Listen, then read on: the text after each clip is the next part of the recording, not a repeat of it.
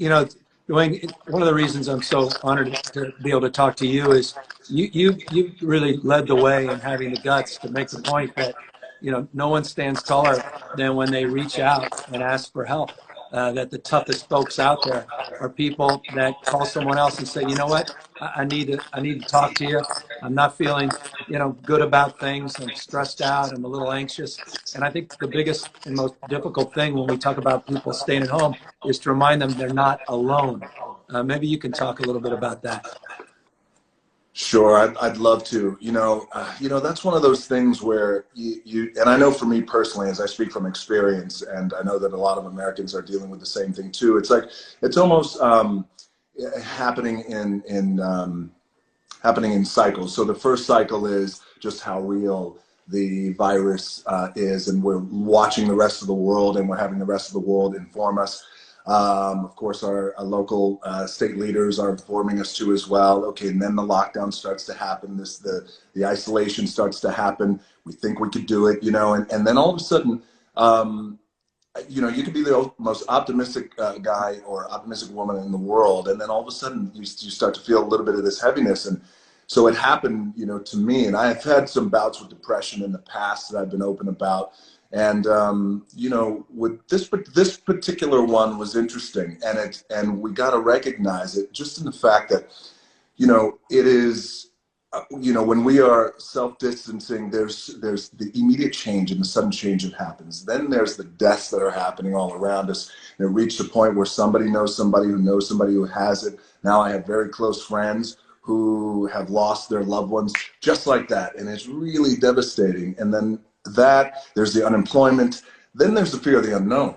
So as you know, Governor, and as a lot of people watching right now know that, it's one of those things where sometimes when we get a little down and we get into the muck of things and we're in the sludge of things, and it happens to the best of us, generally we could call our buddies and say, hey, tell me about tomorrow. Tell me how good things are going to be tomorrow. What do you got going on in your side of the world?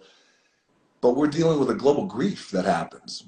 I think when we're dealing with a global grief, there's a heaviness there in the air, and I think that we recognize that.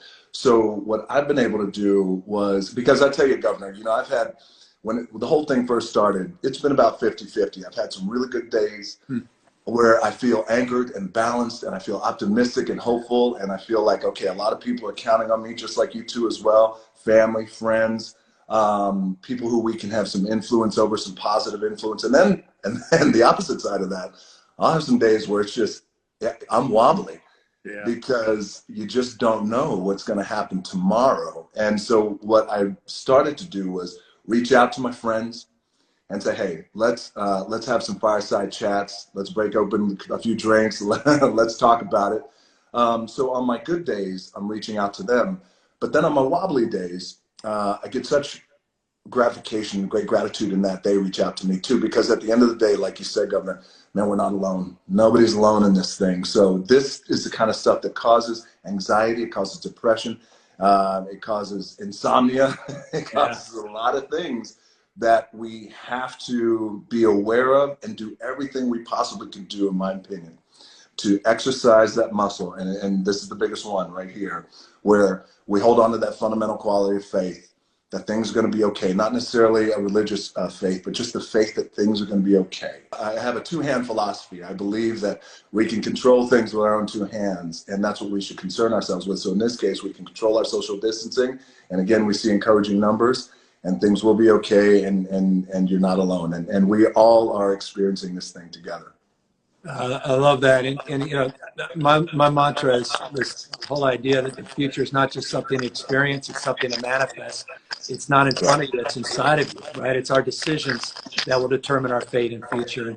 And the capacity for all of us, hundreds of millions of Americans, to practice physical distancing will determine the fate of this disease, this epidemic, and will bend that curve and get us to the other side even quicker. So it's so important, people, maintain that faith that we will get through the other side, and that we have the power to actually influence that we're not bystanders at this incredibly important time.